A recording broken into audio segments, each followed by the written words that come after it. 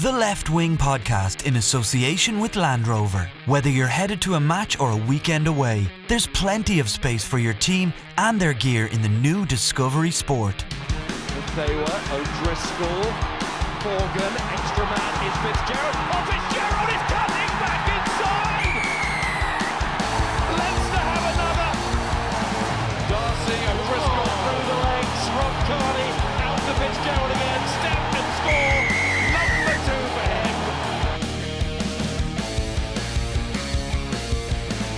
Hello and welcome to the Left Wing Independent.ie's rugby podcast in association with Land Rover. I'm Will Slattery, delighted to be joined in studio as always by Luke Fitzgerald. Luke, hello. Will, how are we? I'm very good, thanks. And I have Cian Tracey finally back in studio once again. Cian, welcome back. Lads? Wasn't the same without you, Cian. No, we've missed you. Thanks for having me back. We've missed you. No, I gave you the requisite 24 hours notice this time, so we were able to pin you down. No, I wasn't. I was a hard man to catch, but I'm back now. Good to be back. Thanks for having me in again. Yeah, no, it's an interesting week. Obviously, England on the horizon this weekend. We have a very busy show. We're going to be talking a little later on to former England fullback Ben Foden, who's having a very interesting adventure over in New York now, playing in the Major League Rugby. So we're going to chat to him about all things kind of rugby in America, as well as how things are shaping up in Eddie Jones, and maybe look back at Leinster Northampton in the 2011 Heineken Cup final. If you can slip it in, I'm going to pretend I wasn't involved or in any way had any input into this. Stitch up, that we're going to get him with. Listen, you lead, I'll follow. But Cian, the Irish team has not been named officially as yet, but you're such a traditional news hound that you've already sourced it for us. We think we're on a ladder over the fence in Carton House. Is it? Yeah, out in Abbottstown now. That's where we do hide the trees. Yeah. There's not much, I guess, talking points. It's just Caelan Doris going to come in on the bench in terms of Max Deegan. But how do you think Ireland are set? Ahead of this weekend, there does seem to be, we were just chatting earlier, a good bit of optimism now. Maybe it'll come back to bite us, but considering the last time they played in Twickenham, they conceded what it was a 55 points plus. It does seem that they're primed for a good performance this weekend. Yeah, I think cautious optimism. I think there's lots of reasons why I would be cautiously optimistic. I still don't think Ireland probably got a lot of credit for how they've played over the first 2 weeks. I thought there was a massive step up in what they did from that Scotland game into the Wales game. I think there's another couple of steps to go within them. I think, you mentioned the team being in a position to name an unchanged team with very few injuries. Obviously, Gary Ringrose being the main one is absolutely massive. And they have quite a settled squad now. It looks like Caelan Doris will come back onto the bench. But you have the old guard who've played their way back into form now. And I've definitely been someone who's been banging the drum of let's pick players on form, and I think Andy Farrell is doing that with picking O'Mahony. I would like to see Doris getting a start. I think we might see that in the Italy game, but I think it's hard to argue if that's the way he's going to go. If you look at then England, they're having their own problems as well. The news today that Mako Vunipola is going to miss out, I think, is huge. You think back to what he did to Ireland in the Six Nations. It was one of the best performances I've ever seen. Tackling live, just incredible. Yeah. He's a massive loss. Billy Vunipola is a massive loss. It looks like Tuilagi is going to play, but who knows how fit he is. And I think without the Vunipolas, you just miss so much from that England team. And they're obviously playing Tom Curry at 8, which, personally, I just don't really understand. And I think they have big issues at scrum half as well. So, look, going to Twickenham is very, very tough. But I think Ireland are a good place. Yeah, they've only lost one Six Nations game in Twickenham since 2012. And that was the one, when Ireland won the Grand Slam. And I guess the optimism is kind of based on not so much the Ireland team. She's saying they've only won one game since... England have only lost one game at Twickenham in the Six Nations. Since 2012. Sorry, you're talking about England. Okay, yeah. And the optimism is kind of based on the fact that England are missing not only key players, but guys who have been really important in the victories they've had over Ireland in the last year. So the Aviva Stadium and in that warm-up game, like Billy, Mako, and if Manu Tuilagi does play, as Cian alluded to, he probably won't be 100% fit. And even notwithstanding that, you've talked about it a lot, the Ford Farrell thing doesn't seem to be gelling quite as well over the last couple of weeks. It's a bad decision, Will. They seem to be quite vulnerable, though. Yeah, I think he's going to... It sounds like he wants to keep picking that team. That to me is a huge mistake. It's interesting to hear lots of people in the English. I think Andy Good is quite vocal on it as well. I don't often agree with Goody, but particularly around Brexit. No, but leaving that aside, look, I think he's perfectly positioned to make good comment on that. He understands the game. He was a 10 himself. That's a mistake picking Ford and Farrell. Can't do that. Like England, I think where England have been really, really successful over the last couple of years and when they played their best rugby is when they're dominating teams physically. I think defensively, there's a big difference between Farrell at 10 versus 12. I think he's susceptible to miss a few at 12 or make a few rash errors there. And it's a very different ball game playing at 12 than it is to 10. The tackles are different. They're more difficult. The footwork element is more difficult. I think it's a mistake. And I think it kind of the balance in the team isn't as good. I think, as you say, the key guys, like again, I come back to that physical element of the game. All of those guys are physical specimens. Like they allow you to, go forward. They allow you to pin teams back defensively. In attack, they get you that extra yard or two that makes ball playing a lot more. It just poses a very different problem for the defending team, and it gives people that extra little bit of time to go and make plays and to put guys like Johnny May in space. To put Tuilagi in front football, and all of a sudden it's really hard to arrest the momentum back. That's what England have built a really, really strong, and I think all their performances are based around that physical battle. So that's why I think, and I would agree, that they might be a little bit susceptible to maybe a big Irish performance. And this might be a little bit tighter than possibly we might have thought going into, particularly if we were comparing both squads post-World Cup. And to me, that would have said, Jesus, we'll be in big trouble in Twickenham. That's a huge ask. I see chinks there. I still feel England will win it, but I see chinks. I think when they have the Vunipolas and they're winning that collision area, you can get Farrell more involved. But when you don't have that, it becomes, you can see it, how frustrated he's getting, particularly in that France game, because he's too far away from the play to be able to dictate it the way he wants to go. And I totally agree with you. I'm surprised they've kind of kept on with it. But the balance of the team doesn't look right to me in general. You look at playing like Tom Curry, who was one of the best players at the World Cup. I mean, what was he, 21, nominated for Player of the Year, and moving him to number 8 was interesting. I was chatting to Victor Costello about this yesterday, and he's like, not too impressed at all, because I think, like, I've obviously never played in a scrum, but I think we probably take for granted how difficult the role is. I mean, to play number 8, it's a specialised position. But 6 is a specialised position too. Yeah. Do you know what I mean? Yeah. Like there's lots of other asks, I think, defensively, particularly off the scrum, off the back of lineouts. I can see Conor Murray and CJ Stander really going after Curry here this weekend. I mean, I think Murray has been excellent over the first 2 games, really played his way back into form, and I think he will definitely be looking to expose Curry. Has he been? Do you think he's been really? I didn't think he had a great game against Scotland. I thought he was excellent against Wales. Has it been overblown? Because I was just reading your even player ratings after the Welsh game, and you said like that was kind of something about the naysayers. You mentioned like you have a good memory. This would shut up the naysayers, and I was just thinking, must have struck a chord. But I was just thinking, like, I don't agree with that at all. I just like it's one decent performance, but I know he was very good. He was good. He was excellent. I thought he was good against Scotland. He was good. He was good in the. I know it was only the Ospreys. He was good in that Ospreys game. I just think it's become like Peter O'Mahony and CJ Stander. It's been kind of easy to kick these lads when they're down, but I don't think he's been stinking the joint out that much. I think I made the point the last time I was in here. I think when you're such a 9 out of 10 most weeks, if you drop below there, I think it becomes much more noticeable than if you're an 8 out of 10, 7 out of 10 player, because the margins aren't as fine. But I think probably part of that though, Cian, just to touch on that part, is there was a guy probably playing 10 out of 10 since the start of the season. I totally agree. And do you know what I mean? And that's probably why people are asking the question, going, well, like, is his 9 out of 10 or his 8 out of 10 better than this guy's 10 out of 10? And that's that. Like something like John Cooney looking on, he was excellent when he came on for his 20-minute cameo against Scotland. I thought he was excellent for the few minutes he got against Wales as well. I know it was only a few minutes, but like I think it's not to say we're kicking guys who were down. I think it's right to ask the questions around like the personnel, particularly given in the biggest stage. Lots of people didn't play that well, and I think if you look at some of I am by the way. I was advocating for him to still be in the team afterwards. I thought it was tight. I thought it was a very tight selection call, but I just think. Kicking guys, I don't think we were kicking guys. I think we were rightfully asking questions about... Not necessarily talking about in this room, though. I mean, I think, but just you can for a period of time, I would have said... and I saw parts of it in Conor's game, particularly against Scotland, where just nesting on the ball a little bit too long, just a little bit laboured, a little bit slow to make decisions. And, rest assured, I think...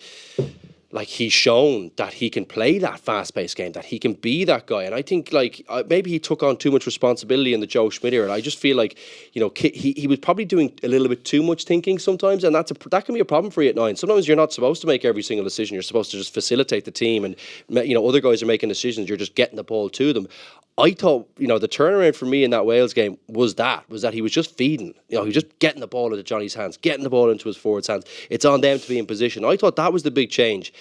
And, like, for me, I think if he wants to keep his place, I think that's what he needs to do week in, week out. We've only seen one game I guess, on Conor Murray's performance and some of the performances of the other key guys that have been good in the first 2 games. This weekend will be really interesting to really tell if they were the beneficiaries of a good let's be honest, a handy start. 2 home games against Scotland and Wales.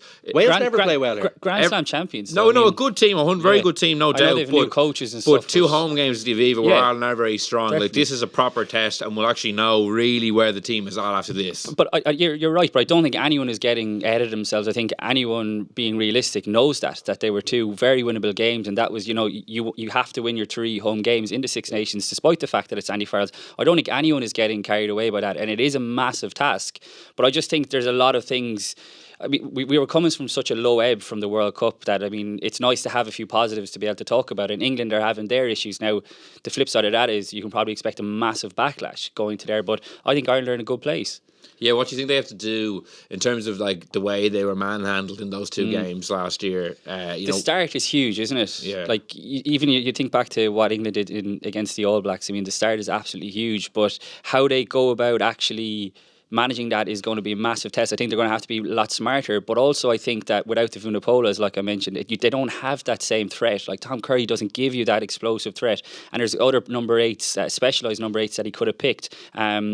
Whether he goes with Ellis Genge, who was very impressive against Scotland, or Joe Marler from the start, they don't give you what Mako Vunipola has. So I don't think they have the same fear factor that they do. And we obviously mentioned Tuilagi, who knows how fit he is. And I think if you had Farrell at 10 and Slade and Tuilagi is a much better centre partnership for me. I think that's a totally different thing. So Eddie Jones is being so stubborn that, you know, he wants it to be sort of my way or the highway, and I think that could play into Ireland's hands. So it's about managing the start, weathering that, like, inevitable storm that's going to come, because what they did to Ireland in that Six Nations game was incredible, like the start they did, and they did it to the All Blacks as well. So but they're not the same team without the Vunipolas. Like, the key to this is going to be real accuracy. You know, they have to take some chances in some areas, but they've got to be really, really accurate against this team. I think there's probably a few areas you could hang your hat on. I think the ball playing amongst the forwards looks like they've come up with a few different options. You don't need to be unbelievably creative in there, but you do need to space it out a little bit. If you try and take this English team on in a physical battle, even without those guys, they are slightly depleted in the physical kind of attributes section, if you like, with the Vunipola brothers being out, right? So accept that, right? But they still are hugely physical. They've got some real athletes in there. If they get that defensive line, they can be really oppressive, and it's really like that performance last year in the Aviva. It was smothering to watch. Like, they just smothered us with the defense. Got a few tries from defensive pressure, I thought. So that's a key part. You need to be a little bit creative. You can't just stand there and block in and just try and lump 2 guys into an English defence that are kind of taking ground. You need to be a little bit creative there. That's one thing. I think secondly, I thought there were some green shoots. You need to be creative with the kicking game. You know, I think it's okay to spread the ball wide and kick from out in the wide channels. I thought we did that really well. It was really good to see a few grubber kicks in there from the outside channels that, push the Welsh guys back into corners. That's something that you can use against this English team if you can get the ball wide. That's something they don't need to be afraid of doing that. They've got a great defensive line out as well, so they can put pressure on if they decide to put the ball out. But our defence is excellent as well. And that's probably for me, like if our defence is good, alongside maybe a few of those little changes in there, I think we could be right in this game. Like, that's good. They're going to be the key battle lines, if you like, is the little bit of creativity, the kicking, and the defensive pressure. Can we get pressure on those guys? If we don't get pressure, I think we're in for a long day at the office. That's the advantage of having the likes of a Ford and Farrell. If they get lots of possession and we're passive defensively, they'll rip us apart. They will do that. They'll be able to get the ball to your Johnny Mays and these guys, to Tuilagi in space. They'll be able to get the ball on front foot, and they'll do some serious damage to us. But if we can draw those battle lines and deliver on a few of those key areas, I think we'd be right in the game. And I think Cian's right. I think there'll be a few areas where this Ireland team will say, we're actually playing well. If they can get their tails up early in the game, deliver on a few of those things, I can't see why we couldn't go get a result. Absolutely. We've seen more of those playmaking passes that you were talking about. I mean, we Just saw it for small ones. Cian Healy, for Johnny Sexton try against Scotland. Tyke Furlong, I think, has been really impressive again. He looks like he's really firing again. And Leinster do that so well. It kind of doesn't really matter what numbers on your back, that they're all able to play ball. And it seems like now that's being encouraged as well. And I also think the back three have been pretty impressive as well. Like, it's a big game for Jacob Stockdale, actually, I think. Keith Earls was very impressive off the bench against Wales. I know he played in the centre, but he looked very sharp. And I still think that Ireland are a better team with a fit and firing Keith Earls in it. So I think it's a pretty big game for. Ahead of Stockdale. I just think it's a big game for him. Yeah, because Andrew Conway is obviously undroppable right now. And I just really like an Ireland team with Keith Earls in it. Yeah, it's kind of like we were talking about a few weeks ago. Stockdale seems to be one of those undroppable people as well. He has. He has. I suppose he's had that year where he scored all the tries, and. That's always going to... People, remember, the guy in the street is not going to be looking at the rest of the game. All he sees is who's scoring the tries. They just don't... How do I put this? They just don't... No, they don't always look at what's really important in being a complete rugby player. Like, you want to have 15 people who are complete rugby players. I'd say Keith Earls is probably one of those people when he's on form, and he is on form. I would say Stockdale still has a few bits. I think I've liked a lot more of what I see of Stockdale, and I always think when I watch him, he has the potential to be like world class in every aspect. I think he's got a good kicking game. He's got the height and the speed. He's got great speed for a big guy. Got the big fend. I think the thing for him is always going to be the defensive part. Is he going to let the team down and make bad decisions there? He'll be really tested this week, so we will see. Like, Johnny May is on fire. He will find spaces. He's a guy who Stockdale could look at and say, Jesus, like, look how good he is defensively now. Look at the positions he gets in. He's always in good positions. He's always making the right decisions, even to players around him.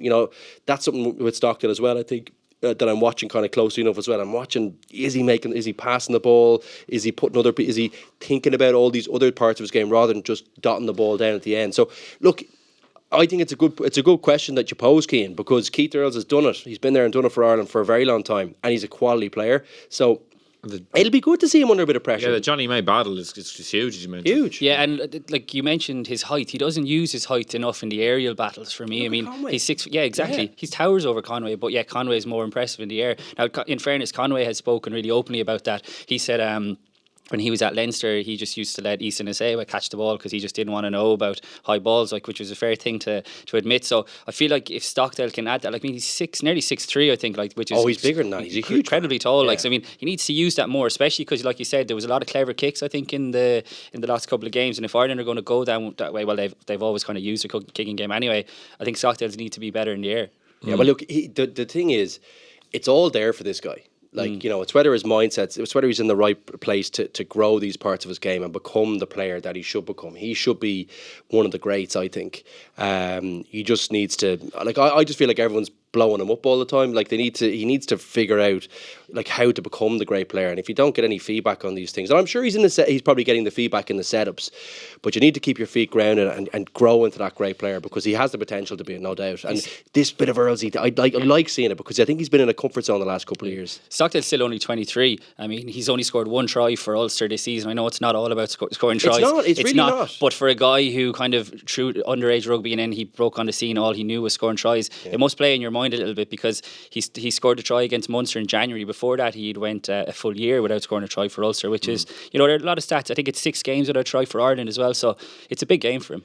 Yeah, and I think that what I've liked this year and why I'm a lot more positive about him, I think this year, is that I've seen the growth in his defensive stuff. I just feel like if he gets that part of his game right, he's going to be a cracker of a player for the rest of his career. So I haven't even been watching the tries. I promise you I haven't. I've just been literally looking at him as a player, saying, because I think those things will fall to you. You'll probably come to parts in your career where the team isn't playing well. You might, there mightn't be moves to get you in position. You might be playing with someone inside you who's not getting you the ball. Those things can happen to a winger. So getting the growth in the rest of your game and making good decisions all the time, making the game easier for other people on the pitch, that's what makes you a great player.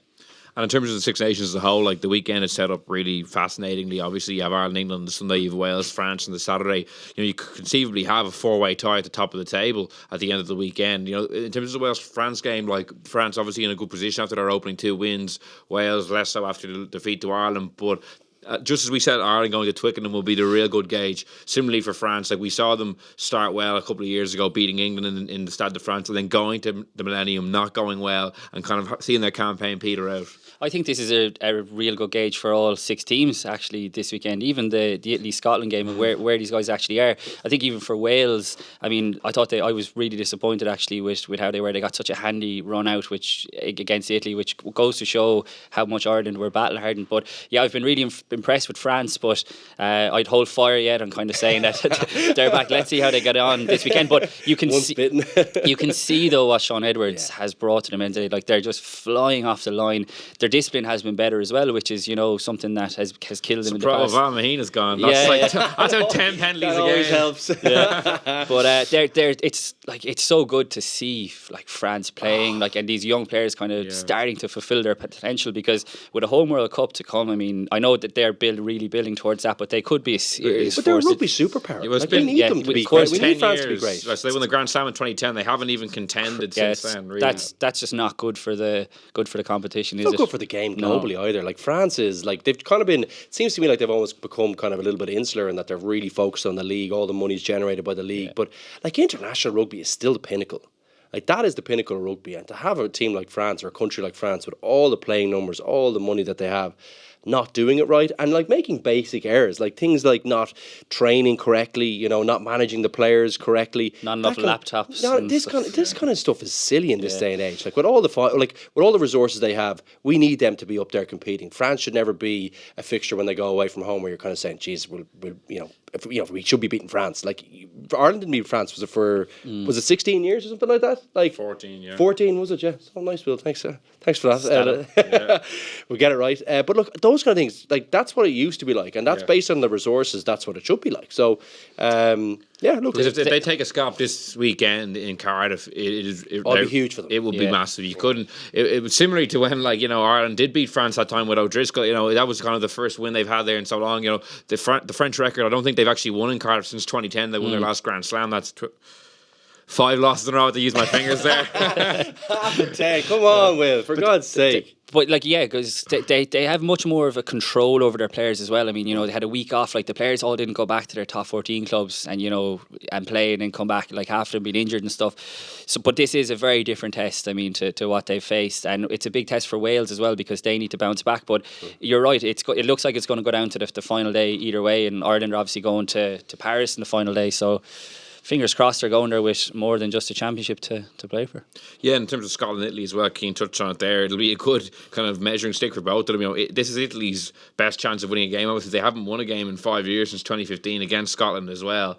It goes without saying that they badly need to finally get that monkey off their back. Oh, you can't have a team in the competition that hasn't won in 5. And they need to. We need them to kick on. I just don't see where it's coming from. I know there has been some positivity around the performances in the Pro 14, but I'm just not sure how much I read into that. We need Italy to not be a walkover fixture. We need them to win 1 or 2 games, or be very, very close in 3 or 4 games a year. Not get blown out in 3 of them and maybe compete in 1 of them. They need 1 win, and this is going to be the one they're going to be targeting. Absolutely. From a Scottish perspective, they'll be disappointed with Murrayfield. I know it was a tight game, but the conditions were horrendous. But they will be disappointed. It was such a tight finish. So you're always going to be disappointed in a tight finish and look back at maybe 1 or 2 opportunities that could have changed the game, or 1 or 2 mistakes you made. So they'll be disappointed.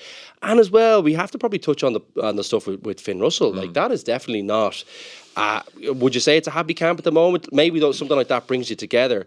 But having one of your main players or one of your I suppose, leaders, he was in the leadership group, to be kind of going head to head with the coach, and now almost kind of outside the setup and probably banished for the foreseeable future. Would have thought, having done that interview, that causes a little bit of unrest, and that's not helpful. I don't think, coming into something like this. You could look at that 1 or 2 ways. Yeah. I would view it as something that's not helpful. And is it the kind of thing when you are Scotland and you don't really have the marquee names like that? Finn Russell is he bigger than Townsend? Is it better to have Finn Russell on side? I don't know. I mean, he what he did was so stupid. And I'm not even talking about the interview, because even as from a journalist's point of view, it's pretty mad that he did that. But I mean, with the great for you. Yeah, exactly. Yeah, but by all accounts, the way he behaved with the drinking and stuff, and then not turning up to training. I mean, you can't have that in a camp, no matter how good you are. I don't think any player is bigger than the team. Now, I think Gregor Townsend point is almost a little bit separate because he's under huge pressure, I think, anyway. But this kind of adds to it. But I don't know, from what you hear from Scottish lads, the Scottish journalists, I mean, the players don't sound like they're more on kind of Gregor Townsend's side, because, like, I know if I was I've been in dressing rooms, maybe not professional rugby dressing rooms, but if someone was acting like that, you're kind of like, what are you doing? Like, you know. And that's the great thing about rugby. I think all the way through the ranks. Honestly, I promise you, like. I remember, like, the Leinster dressing rooms I was in, if anyone came in acting like that, like, or was that, like, the senior guys, like Shane Jennings, Leo Cullen, like Brian O'Driscoll, like Easton Asiwa, they'd be absolutely gutting you like a fish. Like, obviously it is a senior guy, you know. Yeah, but that'd be a big issue. The other senior guys would say, listen, that's not acceptable, you know, and they've like, I remember getting one or two from like, not reprimanded as such, but in relation to, I was having some contract difficulties, and I remember Leo Cullen, who was a good friend outside of the rugby as well, like, hit me one between the eyes saying, that's not helpful to the dressing room, you know, and that's the role, like, and you'd expect that, and people, even if you're acting the hammer, people are getting notions about themselves, you know, rugby dressing rooms, there's very low tolerance level for that kind of stuff. And let's be fair, I mean, if you're getting notions about yourself, like, I imagine, like, racing is just so different to anything else, and, like, let's call a spade, like, it's no surprise that him and Simon Zeba are kindred spirits and all this, like, they're very much cut from. They're also both very nice guys, I will say 100%. that. But, like, as you say, they kind of are a bit, they're free-spirited. And they're allowed kind of do what they want in racing, which is great. Like, and I mean, I'm all for expressing yourself, but there has to be certain lines which you can't cross. And by all accounts, Greg Laidlaw was a good man for sort of keeping him on the straight and narrow. And now, obviously, he's gone out of the setup. So maybe he did think, oh, you know, I'm coming back playing for one of the best teams in Europe, that I am, you know, bigger than this, and I can do that. Because he did make an interesting point, though, to touch on the senior player group point, that he wasn't included in the decision to do that, you know, and maybe it was a bit of a, well, like, you know, was he a bit pissed off that he was left out of having made, you know, I suppose the ability to have input into making that decision. I would say, just as a person, but I've met him a few times, absolute cracking bloke, right? I know no one's questioned that, right? But he's a cracking bloke. But at the same time, like, do you need to have a few beers after a game? Like, I don't know. Like, it seems to me like it's probably. I know he's had a really rough run in France, and that he probably had loads of games in a row. He's probably knackered. But at the same time, like, it's 10 weeks with Scotland. It's a chance to do something great in the Six Nations. Like, one night, or you know, technically, you know, because you're never going to be drinking during the week for, you know, over a match. But it's going to be 5 games. It's going to be 5 nights where you're going to say, or probably 4 nights, because the last night you can drink. But the other 4 nights, is it the biggest deal to not be able to have a beer? I don't know. It seemed like it was something that it was a bit silly to be having a row over. Do you know, that kind of way? It seemed like maybe there's, and as it turns out, there definitely was other stuff behind that. It sounds like it was a bit of a toys out of the pram scenario, where he just didn't like the setup, didn't feel like he was heard, didn't feel like any, you know, respected maybe in the setup, or had no relationship with the head coach as a 10. Like, that's, you know, they're all things that maybe, it seems like that was more the issue than do you get what I'm saying? Like, it seems like it's a bit of a. Something's it was an odd thing. Something's going to have to give. But he did stop for me in the mix zone in Japan, so I think he's alright. He's alright in my book. He's alright. He's a good lad. I've been Sky Sports with him. Like, really nice fella. But like, it does seem like an odd scenario to be in, and it's definitely not helpful to the team. And to come back to the original point, it's a big weekend for Scotland. Yeah, like, because Italy are going to be going all cylinders for this. It's huge, and we'll finish up now with some predictions. We'll start with this game. Like, do you think Italy can finally get that win? It's in Rome. I think it'll be. I actually feel like this could be a tight one, but I think Scotland will edge it. I think they'll have a little bit too much quality. Yeah, I'd go Scotland as well. I mean, I was over in Treviso a few weeks ago, and I'd never been there before, and I got kind of a bit of an insight into Italian rugby. I know it wasn't the national team, and they're still just years behind in terms of facilities and stuff. And I know that's a real small kind of snippet, but they're the team who's kind of driving this, and it was a real kind of throwback to, like, you know, you felt like you were back in the 90s days going to an AIL match. But anyway, that's another side point. But yeah, I think Scotland to. And France, Wales, can France finally get that scalp in Cardiff and then really push towards a Grand Slam potentially? I think Wales. Yeah, I don't trust France yet. I would like to think that they will, because I don't think this team have much of a fear than maybe other teams have had, and they're so young, and they're kind of, a lot of them are, you know, coming through Toulouse now, used to winning, the likes of Dupont and Ntamak. But I think Wales, I'd expect a big response, but I would by a point or two only. I think France might sneak that one. Luke? I trust Wales. Wales are tough to beat at home. They're really tough. They're a different proposition away from home. Yeah. You know, And it's more based on that. I think France have put up a good performance, actually. I wouldn't be surprised if it was a very tight game as well, a one-score game. I think the same about that Italy-Scotland one. But yeah, I think Wales at home. Okay, and then the big one, Sunday, Twickenham, Ireland, Le England. Crunch. I'd say England in a one-score game as well. I just feel like Twickenham's a real tough place to go and get a win. And look, it throws up the championship. It's all to play for then in the next couple of weeks. I don't think it ruins Ireland's chances, and it doesn't take away from what is a few, I think, positive steps forward last week. So I think England in a tight one. A losing bonus point, actually, in terms of championship prospects, wouldn't be a killer blow at all. Cian? Yeah, cautiously optimistic, but I think when it comes down to it, I mean, England by probably one-score game as well. They're just so tough to beat there, but I will see how the week goes on and how my optimism levels sort of waver. Like, wait till I get out to the camp and get the mood and sort of buy into all the positivity. Up on your ladder overlooking the training and we have to see if your team selection news is right as well. Yeah, it would be fairly. That'll be interesting. Like, I'm excited. Like, 'cause I would have to say I feel for Deegan to be off the bench. The writing was on the wall, wasn't it, when he wasn't kept in the squad last week? I think maybe he doesn't need rugby. He hadn't had any rugby, really. Do you know? I didn't really read too much into that. Maybe it was a head-to-head. I don't know. Yeah, I thought that was interesting though. But I'd have to say, for a guy who's playing very good rugby for a long time, that'd really be a bit gutting to be off the bench. But look, either way, I'm excited to see both young guys involved. I think the old dogs have got their chances. They've got their chances, and if you give them enough, you give good players enough chances to play well, they're going to play well. So I think he's probably missed the opportunity now to blood in new talent, which is a bit of a shame. But the guys are playing very well, and hopefully they go well on the weekend. It's set up to be an absolutely cracking weekend. Cian, thanks so much for joining us. Cheers, lads. And we're now going to be joined on the line by former England full-back and current Rugby United New York star, Ben Foden. Ben, thanks so much for joining us. No problem.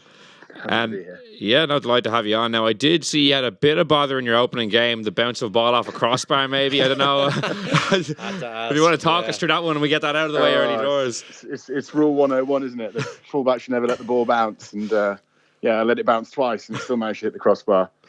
No, it was a bit of a nightmare, really, because they changed the fixture to Sam Boyd Stadium, which is like in the middle of the desert in Vegas. And the problem with that stadium is it turns into like a wind tunnel. Like, it's a full round stadium apart from one end, which is open. So when the wind blows, it blows it like straight down. So it's like like gale force winds.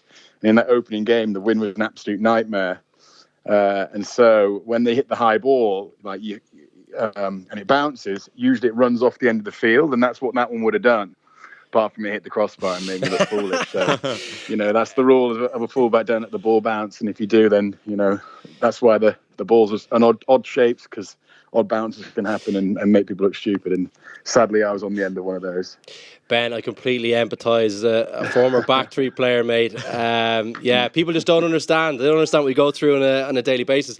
Exactly. Listen, talk to us a little bit about the move over. I think everyone was probably, I did think it was a little bit of a surprise for everyone that you moved over. But obviously, a few Irish heads over there in the setup. What's it like over there? And obviously, Bastero as well just joined. So a lot of Irish heads. The guy who owns the team's Irish as well, so it's a big Irish influenced city, New York, but also across the league. The main sort of thing was for me was I was at the stage of my career where if I wanted to move to another Premiership club, I probably would have done like another 2 years, maybe 1 or 2 years, and it would have been sort of like a senior role, sort of like trying to pass on what I know to younger players coming through.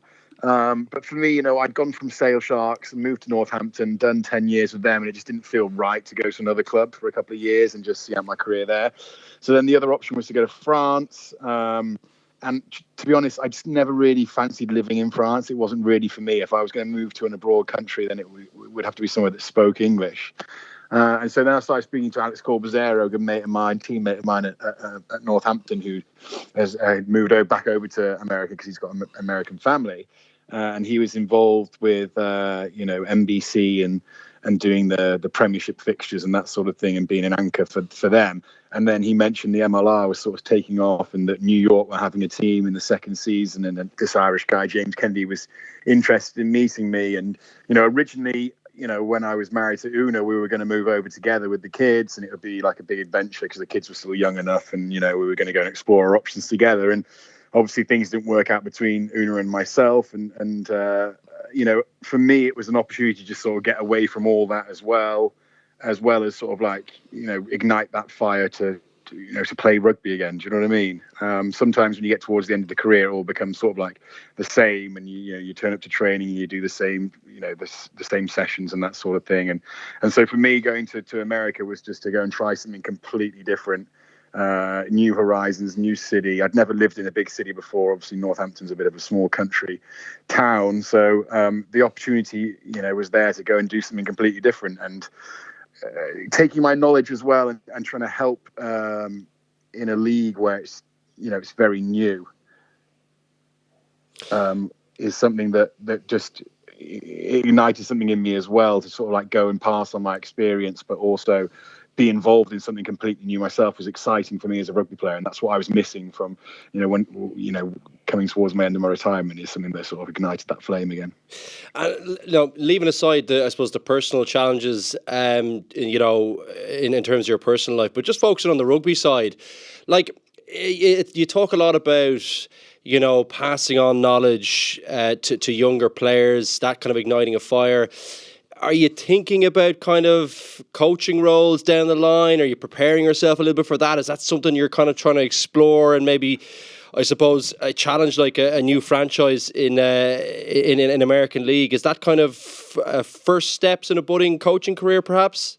Yeah, I definitely think so. Obviously, I want to keep my options open, but I honestly believe that the league is just going to grow and grow and get bigger, and one day will compete with with other nations and other leagues, just because America with their sport, they're either in or they're out. And so far, every year they've been adding 2 years. We're at 2 teams. Sorry, we're at 12 teams already.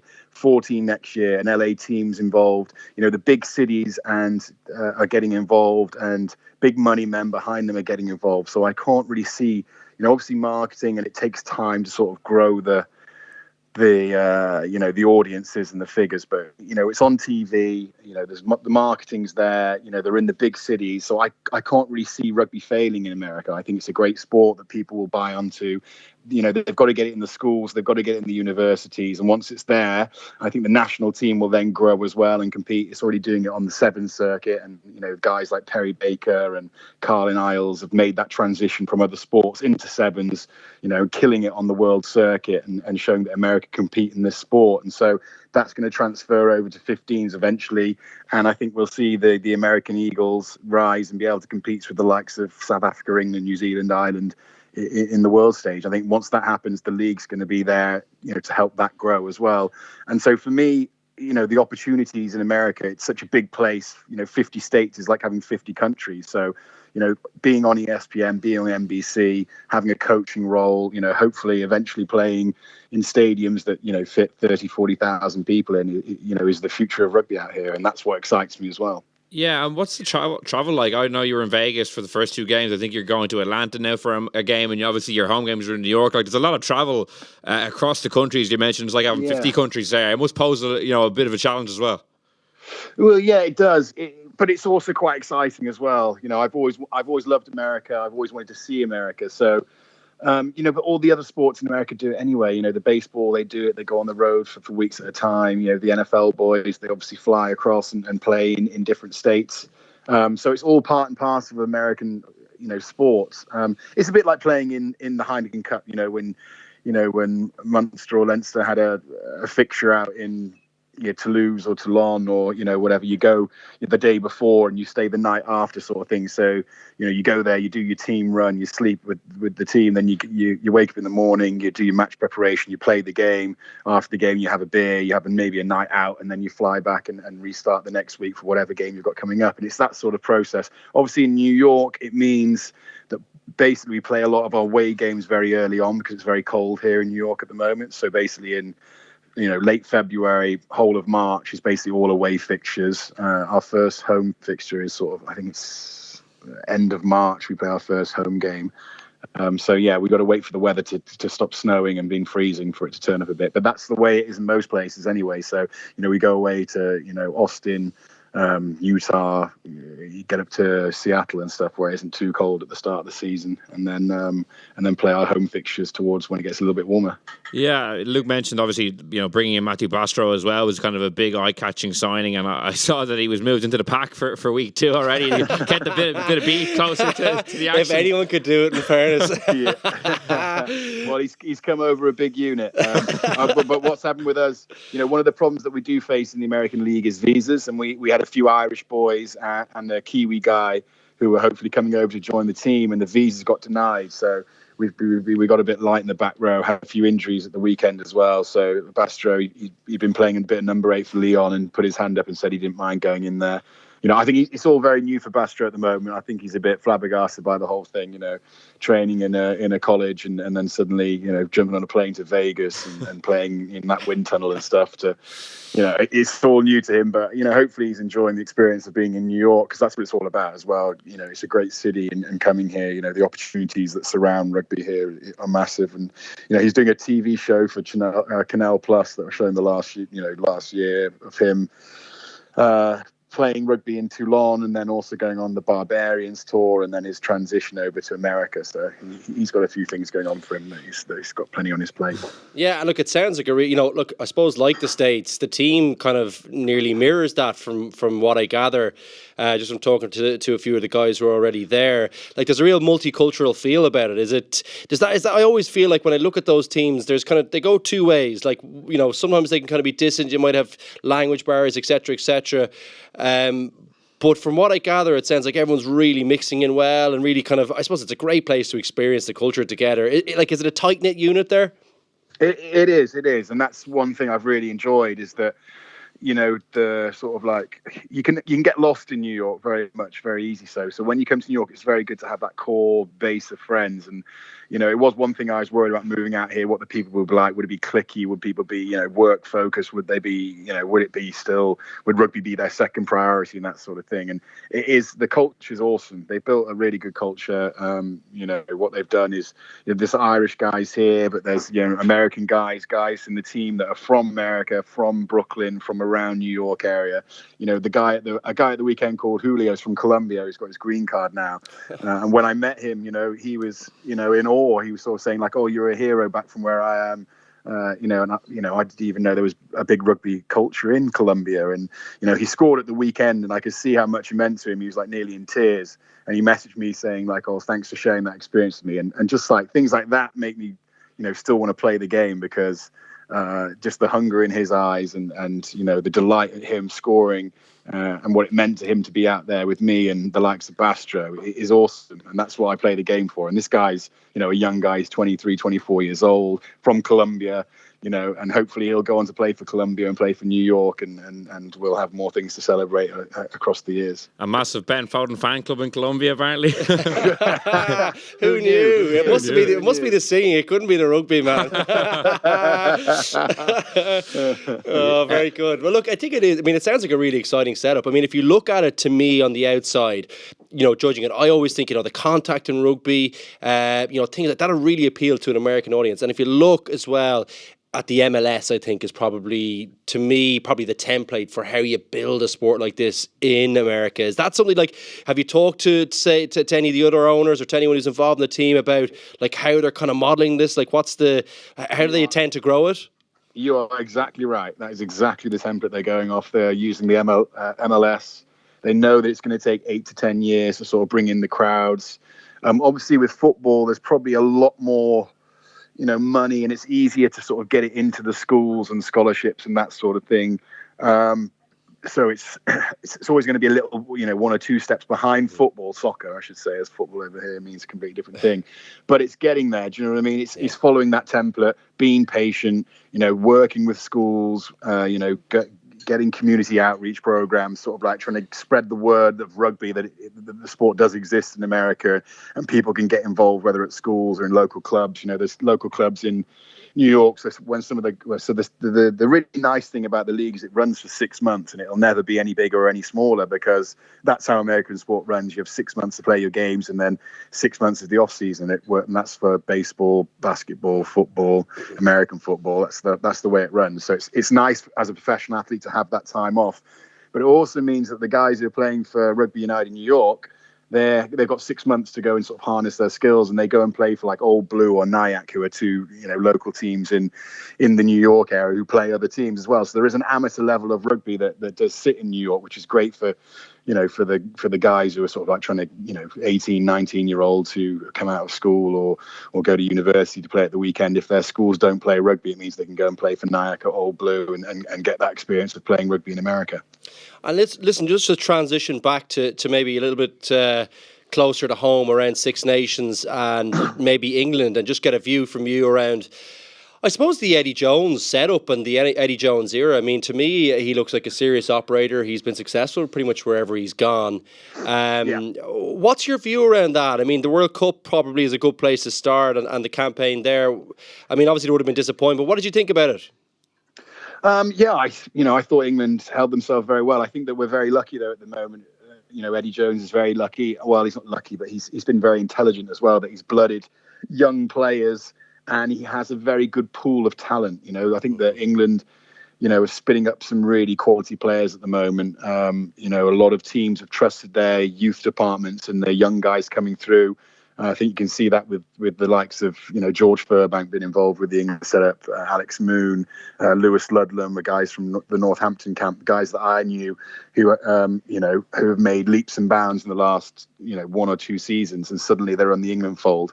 And Eddie Jones has been good to the clubs that have, been playing well, and rewarded players that have been playing well. So he's always, from what, I only spoke to him for a little bit. I never really went into camp when Eddie was in charge, but from what I'm told, he always likes to keep everyone on their toes. No one's safe in the England fold. It doesn't matter who you are, how many caps you've got, how vital you think you are to the team. He is willing to make the hard choices, and the choices that will make people an and ah, which sometimes can unsettle the camp, but it also, makes people want to work hard. I think that's the main thing.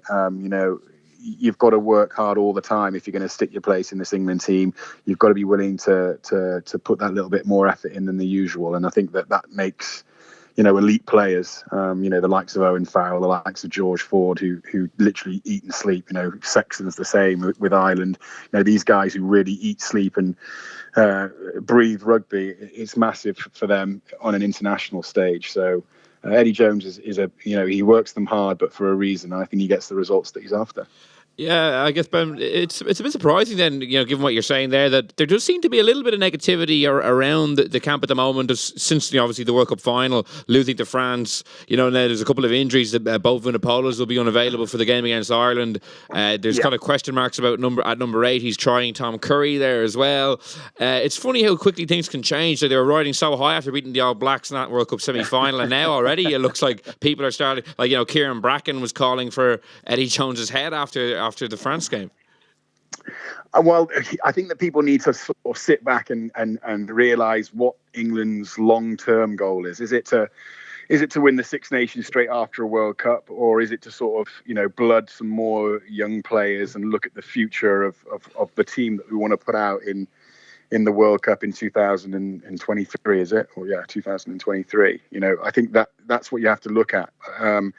As a instant England fan, yes, you want to win games, yes, you want to win the Six Nations, but if you are Eddie Jones, or if you are involved in the RFU, I think the long-term thing is getting a team that's ready. We've got a lot of young players, we've got some experienced players, some guys who are going to fade out before the next World Cup, but it's getting a squad that's going to be ready to sort of compete with the likes of New Zealand, South Africa, Ireland in a World Cup in another 3 years' time. For me, what he's doing is quite clever. He's trying new combinations. He's trying new centre partnerships. He's trying, new back rows. He's got Lewis Ludlam. He's got Tom Curry. He's got Underhill. These are young guys, 23, 22 years old. They if you can find a combination with those 3 guys where one can play at 8, obviously Billy will come back into the fold because he's still quite young. But, you've got to find replacements for these guys. Yes, I think that obviously there's Alex Domberan and obviously Simmons as well, who are playing very well, who are out and out number 8s, who probably will feature. I think they definitely will feature at some point over the next couple of years if they keep their run of form up. But I think what Eddie does is he's just using his time wisely. I think that he'll have a good. From what I understand, his line of communication is always good, whether it's with the players, with the guys at the RFU, and he'll have his goals expressed where he's trying to take the team. And obviously, France did it. France gutted their whole team, picked youth, picked guys who are on form. And, it's always a tough place to go and win anyway in Paris. You never know which French team's going to turn up. And they did play very well that day against an English team that were trying new combinations and didn't quite, picked up an early injury with Manu. And so, I think that people are always quick to judge. But, we got a good win away at Murrayfield. It's always a tough place to win as well. Now they've got a couple of home games to sort of see the end of the competition off, and we'll see where England fare at the end.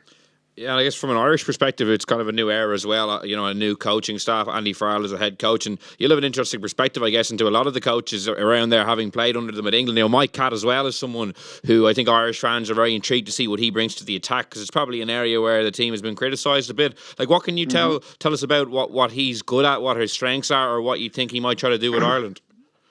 Well, again, these guys, I've been underneath both Caddy and Faz, and they are diligent. They literally, watch film constantly. They're always looking to get better. They're always looking for weaknesses in teams. They're always looking to work on strengths and weaknesses within their team.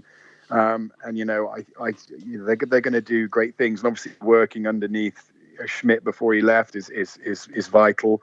They're always learning, and so. Ireland have always been strong. They always have good young players coming through. Obviously, when you lose someone like Sexton for a game, then everyone ums and ahs like who's the next guy covering for him. But they always manage to sort of find someone. And there's Carberry, there's all kinds of players who are queuing up to sort of take that position as well. But it's about, for me, Andy Farrell was sort of like very tactical minded. He was always, talking to his chiefs on the field, whether it's your scrum halves, your fly halves, on where to play the game, defensively, the mindset of the team. They'll do good things. Mike Catt, he's got massive experience, going right to the end. Obviously, the win in 2003 in the World Cup, he knows what it's like to play on the biggest stage and deliver. And, that experience, they know the calibre of players they're getting when they go into the Irish fold, and they want to try and help Ireland, win the next World Cup. That'll be their main goal as well. They want to stick their job for the next 4 years, find some secret talent that's still out there for Ireland, and the next weapon that's going to help them hopefully bring home some silverware, whether it's in the Six Nations this year, next year. But it all I'm telling you, all coaches, all the coaching staff's minds will already be turned to the next World Cup, and it's all about getting their squad of players, a group of 35 players who can deliver that William Webb Ellis Trophy. Look, it's really interesting to hear an English perspective, because I think you guys always perform really, really well at World Cups, of great history. Obviously, you've won one. And that's interesting to hear you kind of talking about transitioning and preparing for 2023 by blooding a few young guys in. So we might touch on that in a moment again. But just to touch back on the English situation at the moment, and maybe something that's been in the news over the last couple of weeks, I'm sure people are sick about talking about it, but it would be good to get I suppose you'd have great insight on this, having played in a Northampton team that was, well, hopefully you do, having played in a Northampton team that was kind of so close on a few occasions. The Saracen situation. Talk to us a little bit about that, and maybe the impact that might have on the English squad, and maybe just even a view around, because you guys would have been competing directly with them over the last couple of years. Yeah. How do you feel about that? Obviously, it's a bit. To be honest, I always sort of knew in the back of my head that it was going on, because it didn't add up. If you look at the caliber of players that they had.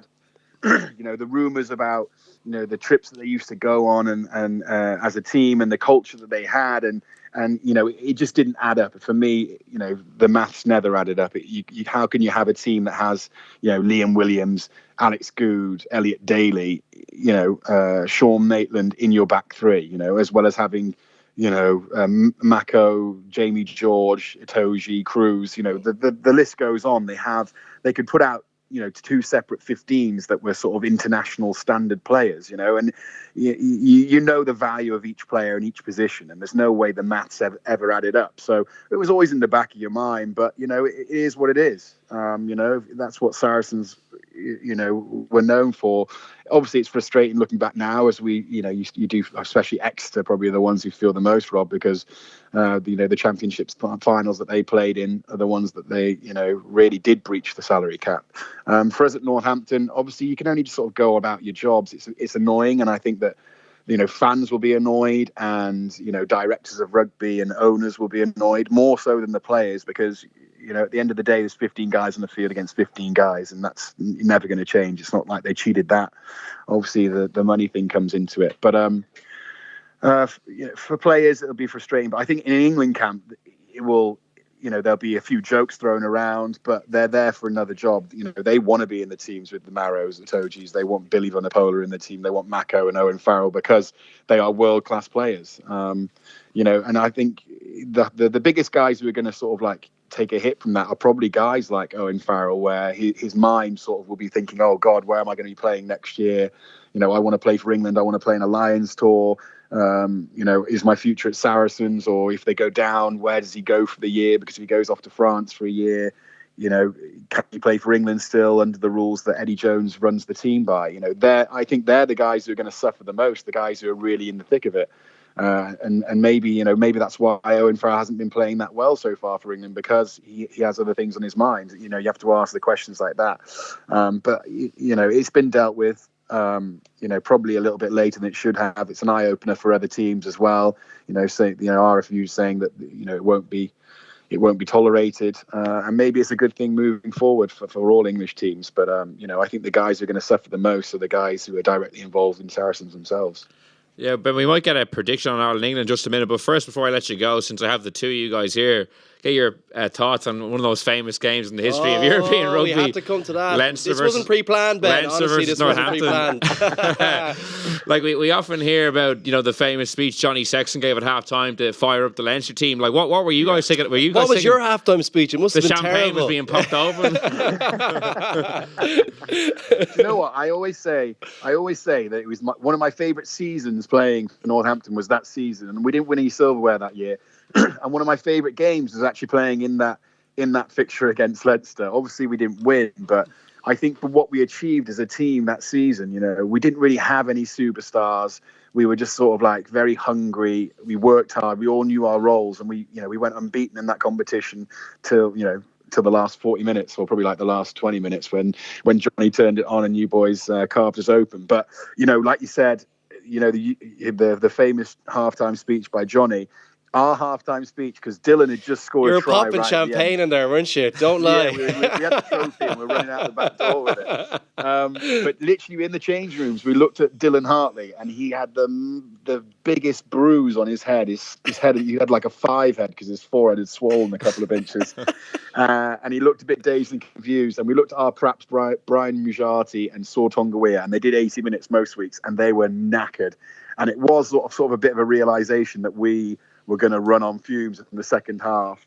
And you just know, when it gets like quicksand, when you make a mistake and then suddenly another mistake on that one, and then suddenly they do something, and Johnny runs round, saw Tongawiya, and I dropped a ball from Dowson throwing the ball in from a quick line out, and we have a scrum, and you win the penalty and kick the 3 points, and suddenly the 3-6 lead was down to sort of like 7 or 8 points, and that the Leinster team that we're facing can sort of rip that apart in a couple of minutes, and there were still 20 minutes to play. So it was a very surreal moment for me as a rugby player, but I was really proud of the team, the way we played. I can remember when the final whistle went, and all our lads sort of dropped to the floor, and the Leinster boys were all running around celebrating together.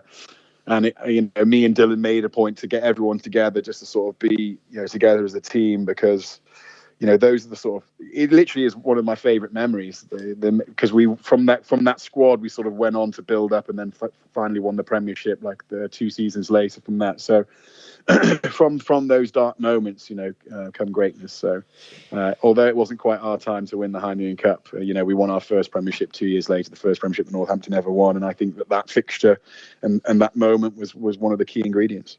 Yeah, I couldn't agree with you more. Like, Leinster are obviously in a position now where, I'd say people are probably like when I started off, Leinster were always those kind of perennial losers or runners up or whatever you like to call them, and couldn't get over the line. But it does take a few of those moments, and Leinster had their moment in 2006 against Munster, playing unbelievable rugby throughout the whole competition, come up against Munster in our home patch in Lansdowne Road. The place was covered in Munster supporters and they beat us out the gate. I think it was 30 points to 6. But that was kind of our moment, and I assume it was interesting to hear you talk about that there. Like, look, what a great game. As you say, look, obviously we have super memories in Leinster about getting the win, but it was a cracker of a match. Like, hard to explain to people. Like, I mean, the first half, like, we were absolutely shell-shocked, It's always amazing to hear, like, the best player I ever played with, and probably, one of Ireland's definitely best ever player, like Brian O'Driscoll, talk about his first half. Like, Big Ben ran through him for a try, he did, off a scrum. Yeah, one-on-one, just beat him. Like, Trico always like an unbelievable defender. But look, I suppose, unbelievable game. Like, what a game to have been a part of. Even it's great to hear you say that it's still one of your favourite memories, even though it was obviously a hurtful one as well. Yeah, well, as well, I think as a neutral spectator, that is a cracker of a game to watch. Do you know what I mean? Like, big names on the biggest, stadium. Biggest occasion, the team that sort of were favourites. We were a good team, Northampton, but I think Leinster were the ones that everyone were looking at to win the competition. And out the gate, we sort of blew you guys away. And then for suddenly to turn around at half time, come back out firing and sort of blow us away in the second half to win. That's what sport's all about, isn't it? And you talk about the halftime speech from Johnny Sexton and the performance that he put in, and Drico saying he had a horrible first half, but then he scores a try to sort of like rally the troops and sort of thing in the second half. That's what sports about. That's what it's all about, and as a neutral spectator, I think that's what everyone wants to see. As a Northampton spectator, obviously a bit disappointing, but it was a great occasion. And like you said, and you have different memories from me. Obviously, yours are of success, but like I say, I wouldn't change for the world. It's one of my favourite rugby memories, and like I said, it's the catalyst for us to go and do great things. Yeah, I wouldn't say that Northampton team didn't have any big names. I heard you're very popular in Colombia, so that was one the Colombian fan club. Listen, that was before the team came. I would say the shirt off might have helped there. Listen, just a quick one before we go, because I think I just want to say a big thank you for coming on the show. I know it was a bit last minute, and it was to our friend Cathal Marsh. What a great character Marshy is. He's a good player as well. He's a great player. Great player, yeah. How does he like his new nickname, the Red Dragon? Was he happy enough with that? Just trying to get it to stick. Exactly. But look, thanks a million for coming on. Lucky enough to play against you a few times. Cracker of a player. Great to hear that things are going well. Obviously a few ups and downs this year in the personal life and that, but great to hear you've found your feet and things are going well in New York. We wish you the very best going forward. Thanks very much for coming on, Ben. Cheers, Ben. No problem. Thank you very much. Thanks. Cheers, guys. Bye. Take care. Bye. And that's all we have time for this week on The Left Wing in association with Land Rover. We will be back next week to review Ireland versus England and all the Six Nations action. And in the meantime, you can subscribe to us on iTunes, SoundCloud, or listen on independent.ie. So until next week, thank you for listening and goodbye. The Left Wing Podcast in association with Land Rover. Whether you're headed to a match or a weekend away, there's plenty of space for your team and their gear in the new Discovery Sport.